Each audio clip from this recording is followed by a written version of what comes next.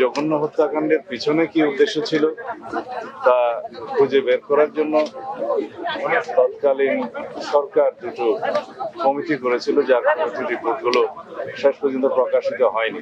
আমরা নতুন করে কোনো তদন্ত কমিশন করব না, আর অন্যান্য যে সমস্ত রিকমেন্ডেশনস আছে এগুলো আমরা ধাপে ধাপে বাস্তবায়ন করবো ইনশাআল্লাহ। বাংলাদেশের স্বাধীনতা সার্বভৌমত্ব রক্ষার্থে যারাই জীবন দিয়েছেন তারা চিরস্মরণীয়, চিরভাস্বর।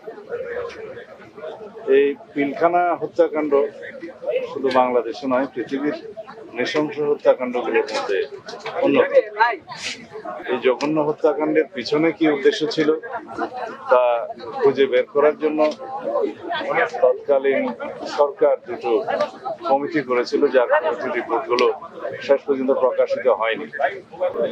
গত অন্তর্বর্তীকালীন সরকারের সময়ে একটা স্বাধীন জাতীয় তদন্ত কমিশন গঠন করা হয় এবং সেই কমিশনের রিপোর্ট আমাদের সামনে এসছে। আমরা সরকারে এসছি জনগণের ম্যান্ডেট নিয়ে অল্প কিছুদিন হলো। তার আগে ইন্টারিম গভর্নমেন্টের সময় এই রিপোর্ট তারা হাতে পেয়েছে।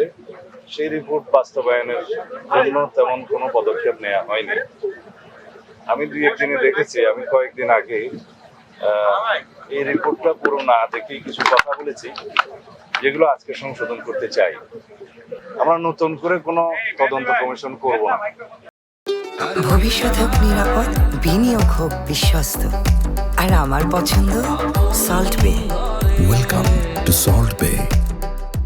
যেহেতু জাতীয় একটা স্বাধীন তদন্ত কমিশন গঠিত হয়েছে এবং তারা দক্ষ উপযুক্ত ব্যক্তিদের দ্বারাই গঠিত হয়েছিল, তাদের রিপোর্টে আমি একটা গ্ল্যান্স যা দেখেছি, যেহেতু আজকে কথা বলতে হবে সেই জন্য, তাতে যে সমস্ত সুপারিশমালা এসছে প্রায় 70টি মনে হলো। আমি আরো ডিটেইল দেখবো।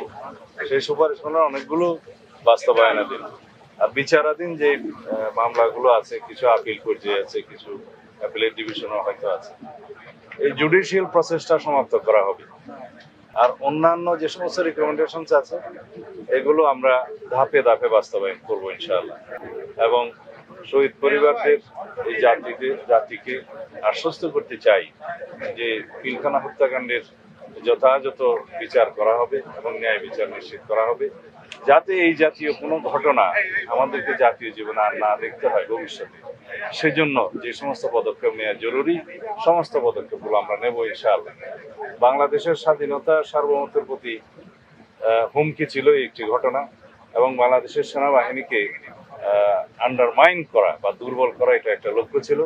সেটা তাদেরই থাকতে পারে যারা বাংলাদেশের স্বাধীনতা সার্বভৌমত্বে বিশ্বাস করে না, অথবা একটা দুর্বল রাষ্ট্র হিসেবে এই দেশকে দেখতে চায়।